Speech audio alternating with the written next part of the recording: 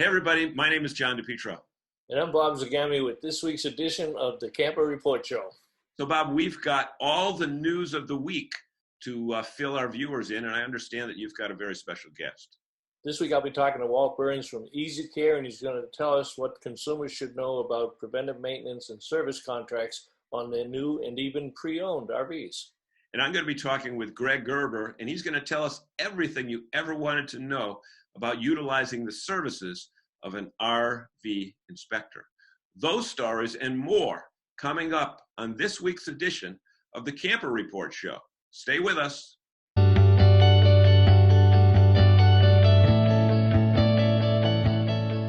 And welcome back to the Camper Report Show. You know, we've got some sad news to report in that the founder of the concept of toy haulers recently passed away at just 64 years old in California. His name was Mark Warmoth, and he founded a company called Weekend Warrior, and their sole job was to provide a spot for four-wheel vehicles and bicycles and motorcycles to ride along in the trailer. So at one time in 2006, they created about units that made up about 25 or 30% of the toy hauler market. So we want to send our sympathies to the family. And Bob, you've got a situation with Winnebago that they created a vehicle that's a little bit different than the traditional RV. Talk about that. Okay, John, before I jump into that, I'm actually so old that I remember when Mark started Weekend Warrior, and he had a good run with that company. They went bankrupt in the recession, but he actually came back with another toy hauler company after that. But he was a trailblazer and started out there in California, and like a lot of things in this industry, they start in California and then come east. But I wanted to talk about the Winnebago Specialty Vehicle Division tonight for two things. They had an announcement this week in Colorado. They took a Class A shell, and this is what their Custom Specialty Vehicles Division does. And they made 6 mobile opioid clinics in Colorado that go around to the various counties and treat patients where they are, even if it's on the street. And each one of those units has the ability to do about 300 visits a week. And this is something that a lot of companies and organizations don't think about, going and taking their business on the road. But you can actually, companies and organizations, associations, you can work with Winnebago and custom design a product just for you, whether you're a veterinarian, whether you're a doctor, whether you're doing an opioid clinic. It could be a mobile dental clinic for homeless people. They got an entire staff and a separate division to work with that. And I know we had a recent incident here last month in Boston where the Kraft family that owns the New England Patriots paid for one to also work as an opioid service clinic in the Boston area with the homeless people on the streets. Mm-hmm. So there's good things happening in the industry for people that aren't even RVers. Yeah. Okay. And talking about people that are RVers or not RVers, it's the time of the year that seems that the northern people are heading south and the western people are heading east because of changes in temperature and foliage, et cetera, et cetera. But we wanted to give you just a few tips because sometimes the area that you're traveling to or from, the campgrounds are already closed because of the seasonal nature of the weather. So a lot of people now are going to be stopping on their way to go to somewhere else, and they may be staying at roadside rest areas or park-and rides. And a couple quick tips to realize that if you're going to be doing that, especially for the newbies that haven't experienced yet a time period when campgrounds are not readily available. Now, tip number 1, when you're in a rest area, beware of trucks because trucks travel all night long. And if you park too close to one in a parking spot, even though it's a quote unquote legal parking spot, you may find the side of your trailer not there in the morning because you didn't leave them enough room. So remember, the fact is trucks kind of have priority, especially if you get off the road and go into a Flying J or one of those type places. The other thing that I tell people is always park under a streetlight. Why? Obvious reasons. There's crime that takes place in certain areas. Now, when you go down south, you see signs that say protected by security patrol. But nevertheless, if they've had to put that sign up, it means there's been problems in the past. And the last thing I want to tell RVers, especially the newbies, is that if they're going into one of these public rest areas, try not to use the slide out. It's a quick way to get it ripped off because, again, a truck, another car, et cetera, and also realize that you probably shouldn't be using jacks otherwise because it's an area to catch a few hours sleep. It's not an area to camp. And if you are traveling with little kids, it's not like you're at the campsite where you can open the door and let them out and walk around the campsite. This is a very, very dangerous place. So just a couple tips about roadside rest area and park and ride parking areas if you're going to be utilizing them as a first-time RVer. Bob? Yeah, so that kind of blends with people traveling. So we want to talk a little bit about renting. Rentals are on the increase this year, understandably, given all the new people that want to try out RVing. But as we come close to the holidays, rentals are going to be in high demand. Now, you've got a choice of renting from a dealer, a national company like Cruise America or El Monte, or one of the new peer-to-peer networks such as RV Share or Outdoorsy or RVZ. But you better make your reservations early. As John said, you can stop along the way. But more importantly, when you get to your destination, it becomes your hotel room. Whereas years past, you may have flown, rented a car, rented a hotel room, and spent 3 or 4 hours with your relatives.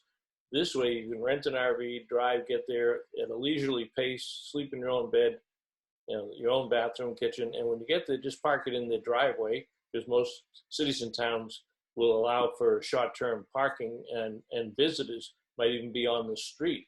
But consider renting an RV this holiday season, whether it's Thanksgiving or Christmas or the Jewish holidays. If you're going to be traveling, look at renting into an RV, but you better make the reservations early.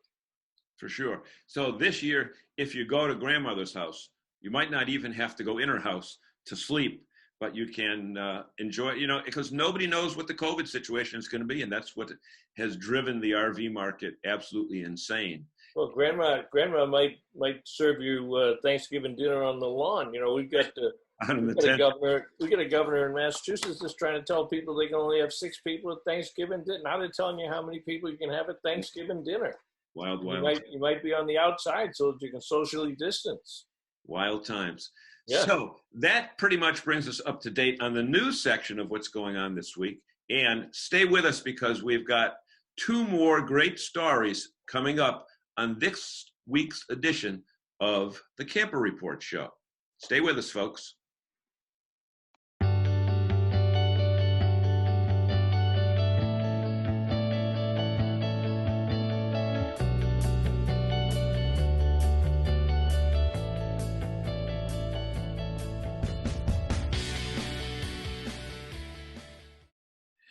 And welcome back, everyone, to this segment of the Camping Report Show. My name is John DiPietro. We have a very special guest in this segment because what we're going to be talking about is RV inspectors, RV inspections, and should you need, and should you want, or should you even consider an RV inspection.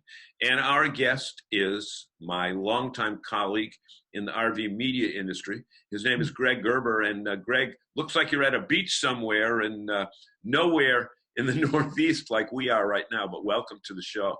Thanks, John. I'm actually in Wisconsin in a hotel room where it's freezing cold outside visiting family. I'm looking forward to leaving here in a couple of days to go back to sunny Arizona. Sunny Arizona, which is certainly an RVer's mecca, Greg. Indeed. Yeah. So, Greg, we've been talking about this idea of RV inspectors and RV inspections. Tell us, first of all, what is an RV inspector? What do they do? And what do they look for? An inspector is no different than a home inspector. It's somebody who is going to review an RV, whether new or used, to determine if there are any problems or issues that could come up that would render the RV unsafe to use, or whether it would cause some problems later that would require some expensive fixes to render, to take care of. It's interesting because so many items in an RV, just like a home, are hidden.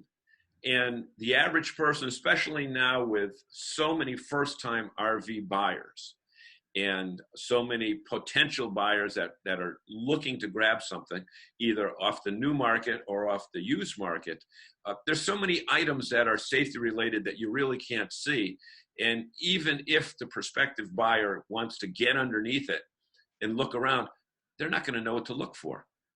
Well, that's exactly right. You know, many times if you've never had an RV before, you don't know what it is to even look for, or even what questions to ask. It's something that's often learned through experience and unfortunately a lot of money. So having an inspector come in, they will look at dozens. I mean, let's take that back and say hundreds of different items in an RV. Now there's going to be different level of inspection for somebody who's buying a 45-foot Class A motorhome with 5 slide outs, as there would be somebody who's buying an 18-foot travel trailer with 1 slide out or no slide out. But they're going through there and they're looking through from top to bottom, floor to ceiling. They're looking inside all of the cabinets and checking all of the outlets to make sure they work. They're checking the appliances to make sure they work appropriately. They're looking at the RV's exterior. Is the roof damaged? Are there any tears or rips in the roof? That can be very expensive and very costly to fix later on. They're checking to make sure all of the hydraulics come up and down, the slides come in and out, and just everything works the way it's supposed to. And if it doesn't, they make a note of that and let the buyer know so that he or she can make a decision, an informed decision about whether or not to proceed with the purchase. It's very interesting about proceeding with the purchase, because there are situations where if you look at an RV on a dealer's lot or at a private party's yard, many times it's not set up for camping. The slides are in and it's not set up, you know, leveled and balanced and that type of thing. And certainly the inspector, my guess is that they would set the unit up both for travel as well as for camping. Is that right, Greg? That's the way it's supposed to be. I do know that I've talked to several inspectors who have actually gone into a dealership lot or to a seller's site to evaluate an RV, only to find out that it is not set up like that. They don't have electricity. Sometimes they won't even let the inspectors come in there and look at it. And that should be a major red flag as well. If somebody's not even going to allow you to evaluate this purchase, this big expensive RV that you want to buy. So what they'll do is they'll come in and try and set it up just like they would use it themselves when they're taking it out camping. So you're right, John. They will push out the slides and they'll bring them back in to make sure that there are no creaking or stuttering and things like that. That in fact, the slides will go out. They will look at the tires to make sure that they are within the recommended manufactured dates, because tires, you know, it's not about the tread. Yep. Especially if you have an RV and you've only used it, you know, 6,000 miles over the last year or last couple of years. There's plenty of good tread left, but the tires itself might be old. Well, and you know what, Greg, I think that's very important in that, especially if it's a travel trailer that may sit for longer periods of time as opposed to a motorhome, which people probably use it to go from destination A to B to C. Mm-hmm. I was at an RV facility yesterday, and a friend of mine happened to drive in and said, I'm looking at that unit over there. I said, well, let me take a look at it. Not that I was an inspector by any means, but it was a 40-foot diesel pusher. And I said, Ronnie, check the tires. He said, oh, the tires look great. I said, no, you don't understand. You've got to check that born-on date. Like the Budweiser beer cans have the born-on date. Well, tires do too, and you shouldn't keep them for more than 6 or 7 years. And he said, well, what do you mean if the tread is there? Certainly something that an inspector would point out. Let me ask you one further question. Actually, it's not a question, it's a comment on your answer. You said that if the buyer, whether it's a dealer or private party, is reluctant to have it inspected, not at any cost to them, that is a giant red flag. I would think so. That means that they know something's wrong with the RV, and they know that a trained inspector is going to find it, and that it will probably influence whether the buyer goes ahead with the purchase. And so, we've heard a lot of excuses. The dealers are coming around to allowing inspections because they realize that once it gets signed off, then the purchase proceeds as planned and everybody is happy. So what dealers are doing is they're making sure that the RV is ready to be inspected when the inspector comes on the lot. But I should note that the reason you want to have an RV inspected, even a brand new RV, is because the inspector will go in there and take literally hundreds of photos of that RV to confirm and to prove that this component was inspected or this area was inspected, and here's what the condition was at that time. That's important. And you have a basis to go back to, a comparison. Exactly. So if they go to pick up the RV and it's missing a television, great, because somebody took it out or the dealer took it out, or they replaced the television that's in the RV, they'll know that, and they'll be able to go back, and it will give the consumer some added protection and ammunition to say, hey, wait a minute, this isn't the RV that you were wanting to sell me. Interesting. That kind of answers my question about if it's coming from a dealer, do you still need it, as opposed to coming from a private party? But really, no matter what circumstance, you should still look at it, right? Today, I would consider it essential to have any RV inspected, whether it's new or used, coming from an RV dealer or a private owner. Either way, it's got to be inspected. So, Greg, today's new units have so many electronic components to them that could be confusing to the first-time buyer or even a person who's moving up. I'm hoping that the inspector is going to be up to date on the electronics, whether it be automatic leveling, whether it be floor heating, whether it be, the instant hot water, all those things that, again, the buyer might not even be aware that coach features. Yes, that's correct.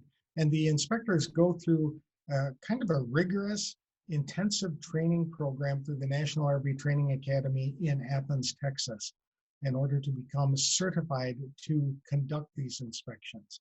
And so they learn about all of the systems that are on board an RV, whether it's the propane system, the 3 different types of electrical systems, the water systems. They know how it's supposed to work. They get a good understanding of how hydraulics are supposed to work. And they're not going to be able to go in there and diagnose what needs to be fixed, but they can say, hey, wait a minute, this isn't the way it's supposed to be. This should probably be checked by a technician. Does that make sense? Yeah, it certainly does make sense. And you know what? You answered my question about how can you tell whether an RV inspector, because anybody could say they're an RV inspector if they've had one for a while, but again, there's national accreditation associations and training academies that really go over everything from the headlight to the tail light and from the sunroof to the cargo carrying areas below. Right, because the inspectors are members of the National RV Inspectors Association, NRVIA. And so they are certified. They have to pass tests in order to become certified. And they have to agree to abide by a code of ethics. And I think this is important, John, because the code of ethics prevents the person who's inspecting the RV from actually repairing the RV. So when you look at a dealership, they can come in there and they can say, okay, you need this, you need that, you need that. And you might not, because they want to get the work to, or the repair work as well, right? You bring up an absolutely excellent point, because an unscrupulous person would say, would create repairs that they're going to do and make a revenue on that don't really need to be done. Exactly. So having the independent inspector come in there gives you peace of mind that what they say is wrong with an RV probably is wrong with it, and they're not going to profit from it one way or the other. Okay. Greg, is there a website that people can go to find an inspector, quote unquote, in their area so that they know that they're, qualified, certified, et cetera? Yes, the National RV Inspectors Association maintains an inspector listing on their website. So if you go to nrvia.com and go there and see the map, you can zoom in and find inspectors in your area, and you can find out whether they are able to do travel trailers or motorhomes or what they specialize in, and many of them do both. But at least it will give you an idea of who in your area is able to look at your RV. Great. And I should know, can I add one thing? That when the inspection is done, the best part about this is the final report that comes through. It is, I have never seen a home inspection report as elaborate as these RV inspections are coming in. And you know what? That's also a point that people can use if they want to sell it again. They can say that when we bought it, you know, it's already been reviewed by a professional. And with that being said, we want to thank you so much, Mr. Gerber, for being with us.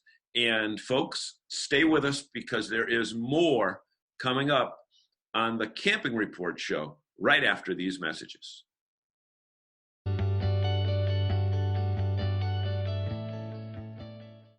Welcome back, everyone. Glad to be here. And this week's guest is Walt Burns from Easy Care. And Walt, you've got a unique company with unique products for consumers.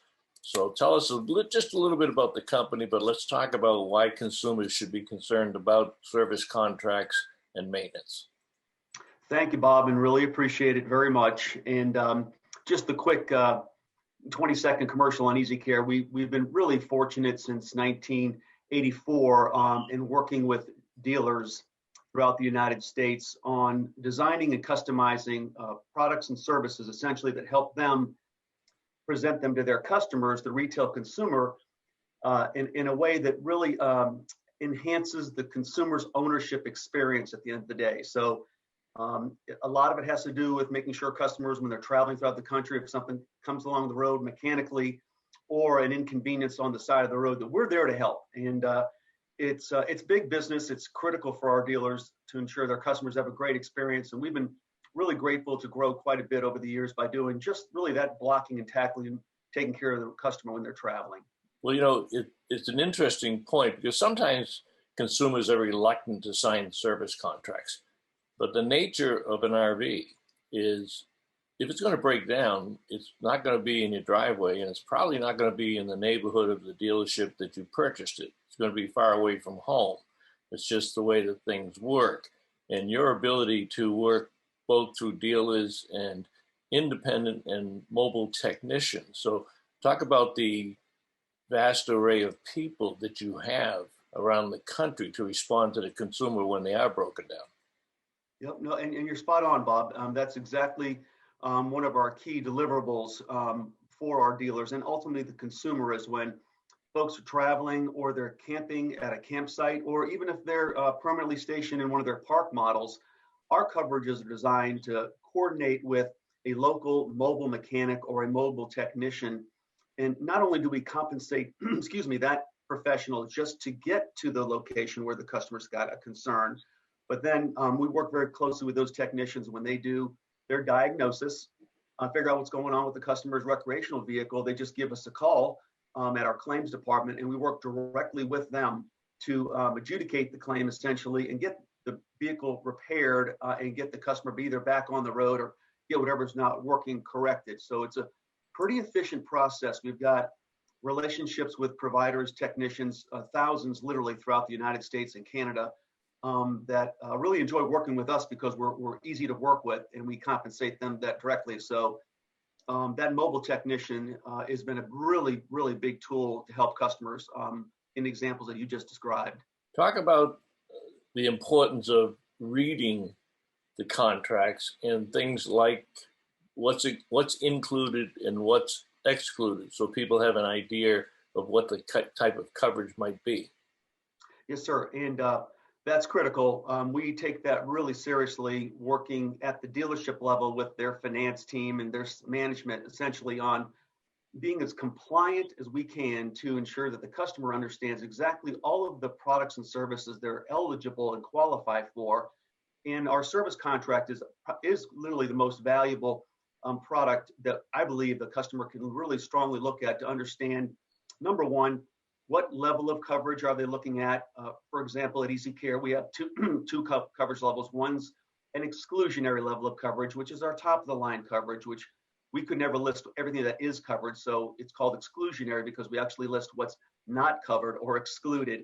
It's a very straightforward list of product or specific items that are not covered. So the customer really knows very easily okay, gosh, this covers all of my mechanical items except these wear and tear items.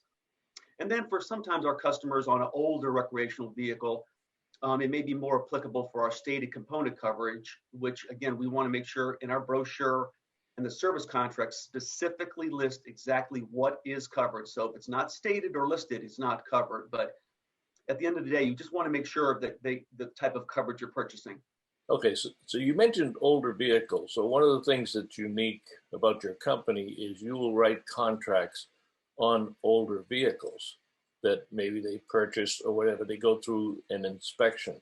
That's kind of unique. It's got to be a nice peace of mind for the customer and something for the dealers to offer them.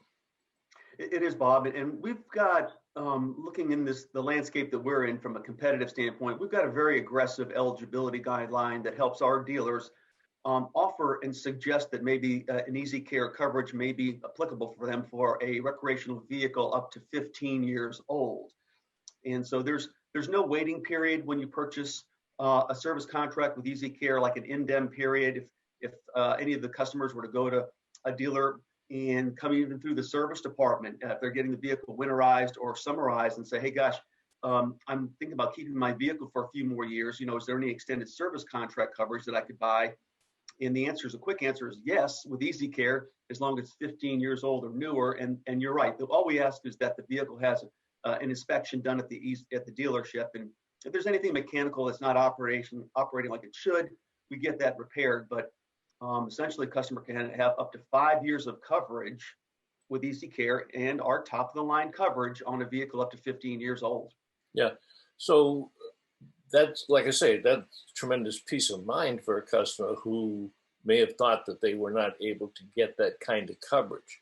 Now, Easy Care, on your website, you actually have a consumer portion of your website where you explain a lot of these features, but do you sell directly to the consumer, or do they then have to go back through a dealer to get this kind of coverage? We've worked, Bob, obviously for about 36 years directly through our dealer partners, our dealer customers. So at the end of the day, yes, we do need the customer to go to their dealership, but we have been growing a lot in the last couple of years by really, I believe, doing the right things from an integrity standpoint, from a transparency standpoint. Even our financial stability has been a real comfort for a lot of dealers we work with over the last, the year that we've gone through this virus and crazy things that are going on in the industry. But at the end of the day, yes, we train and take it seriously at the dealership level. So those professionals are able to educate the customer and say, hey, folks, here's what you're available for. Here's a variety of deductibles that might help from a budget standpoint. And one other thing that's kind of neat is we also have for a customer to purchase a service contract, let's say after the time they purchase the RV, is a 0% payment plan that we can fit the monthly payment into their budget very easily on a 0% contract. Okay, so you mentioned a key thing there. You're 36 years old, and I know before that you were part of Ford and brought it out as a private company. So that, like you say, the stability is there. So we're going to post the website down below, Walt. I want to thank you for taking time this morning to talk to our fans about these types of important issues in the contracts that they should be looking at. Mm-hmm. So we will catch up to you later on. Thanks for joining us on the Camper Report Show. Super. Thanks so much. Take care. Thank you for joining us on the show this week. And if you like this show, hit that subscribe button down below. Down in the bottom right-hand corner of your screen, there's a little button that says subscribe. And then when that is done, there's a little bell that pops up. Hit the bell so that every time we have a new show, you'll be the first to see it. And tell all your friends about it.